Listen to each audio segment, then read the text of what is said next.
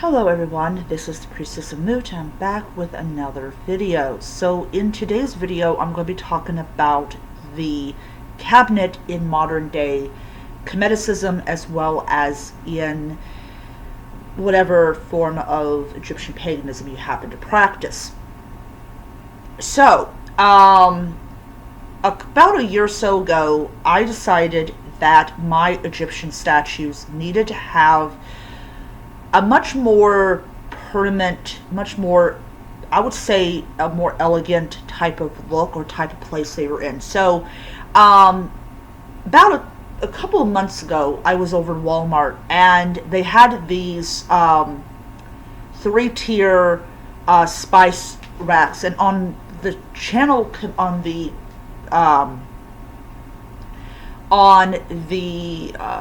Facebook page, Kemetic Reform, they had a picture of it, and I was like, yeah, I've seen those over Walmart.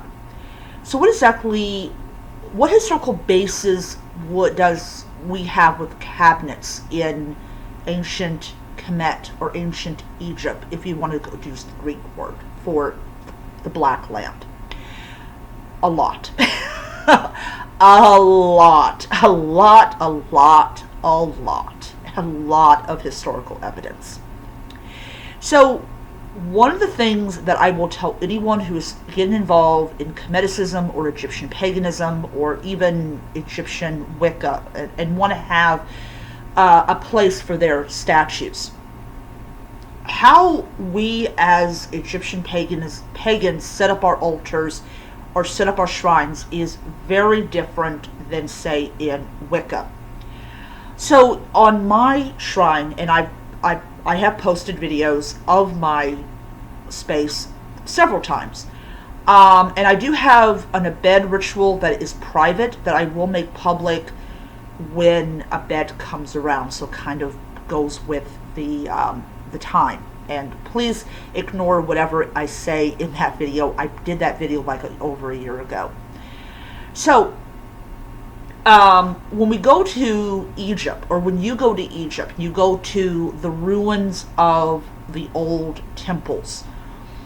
There will be a room, depending on, whatever, that it looks like it's a large cavity, like somebody has carved it out of stone, or got a block of stone and spent hours and hours and hours chiseling a cavity and all that.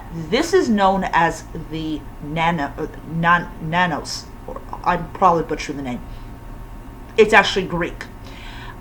We don't really know what it was called prior to Egypt becoming Hellenized, but we use the Greek word. So back when these temples were being shut down and stuff like that, one of the things that was done was removing the statue from its nanos and smashing it, leaving only the nanos. It was very hard to knock these things over because of how heavy they were. So this is definitely one of the huge reasons why we still have a lot of them. But nanos weren't only limited to the temple precincts. In ancient Egyptian homes, you had one in the home, and this was for what was known as the household deities, like Bastet and Bes. These were two of the most common household deities, and there was also another one. It might have been Hathor. I don't really know. So when we go and we are buying our statues or icons or idols, however you want to call them, if we're looking to try to make our space as authentic as possible, a lot of people will shell out money for a cabinet that they will put in whatever room they're using, and they will house their Egyptian figures and all that. Now I have seen now um, I have seen video of like Hellenics that have basically taken that idea and used it for their Greek statues, which probably was not uncommon. Um, Even when they found the city of Pompeii, there is a small temple. I forgot where I don't remember where it's located at. This is a Isaian temple, and Isaian temples were dedicated to the goddess Isis. No, not the terrorist group. It was dedicated to the goddess Isis. And there actually are these niches that have been carved into it, and this is where Isis was kept. Now, during the destruction of Pompeii, we know for a fact that the priests attempted to take all of the sacred objects that was used in Isaian worship. They did not take the statues, because the ritual implements were a lot more important than the statues. And I don't know for certain if I'm right about this, but I think that the statues that were found were actually taken to one of the museums. I could be wrong, so bear that in mind.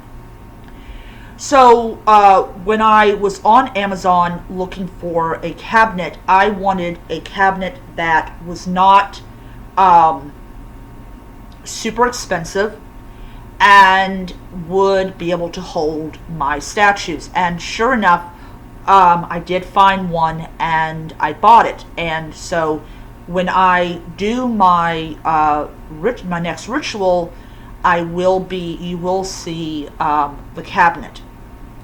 So I also have another Nanos, and this is made of wood. I bought it off of Etsy, and it's for the goddess Bastet, because Bastet is actually sits on a little wooden thing that's on top of it that of course keeps everything together. And I actually have this tall of a statue of her. I actually have 4 statues of Bastet. I've got a little itty tiny one. I've got more of like the sensual Bastet. I've got the big chunka Bastet, and I've got the one that fits into the Nanos. You don't really need a statue for this particular one. This is meant to be a travel altar that you can take with you, but because I'm not traveling, my statue's in there. And what I do is when I'm closing the Nanos, I actually turn her sideways and I lift up the thing and I close it and latch it. And so that is another Nanos. So I will actually be doing a video sometime maybe next month, and I will actually give you exactly what my Nanos looks like. So yeah, so unlike in Wicca, if you are practicing Hermeticism and you want to have a cabinet, I really highly recommend that you go on Amazon and find one that fits your particular budget and particular need. Now, for people that buy the big, long cabinet to house their statues, some of them might have a ledge where you can put food offerings.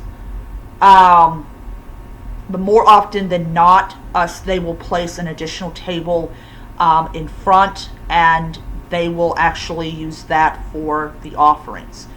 The cabinet makes my dresser look a little bit smaller, but I still have plenty of room for things like my libation bowl and my offering plate and all that jazz. So I still have room on it to give offerings. But it depends. It all depends.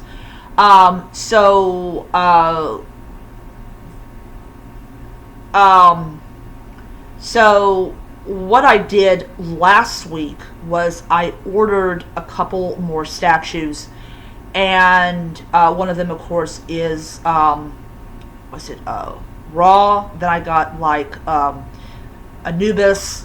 The Anubis is part of the We Egyptian line, so I got that one, and I also picked up. I picked up a Horus or a Haru. Then I picked up a Ra and an Anubis. And the Ra and Anubis will actually fit in the upper portion of it, because I do actually have a. Sounds like it's going to rain. I actually have a shelf above that. So yeah, so that's where my little smaller statues go to. But yeah. So another thing that I do with my Nanos is when I open them up, I will actually purify them, and I'm actually going to do a little video showing you guys like what I do, hopefully in the morning. It depends on how much sleep I got the other night. So I will do a video showing that off, and that will probably be next month as well. But yeah, the Nanos is what you call an enclosed space that is strictly for one statue. Nowadays, Nanos are actually for multiple statues, because people just don't have the finances to have multiple Nanos.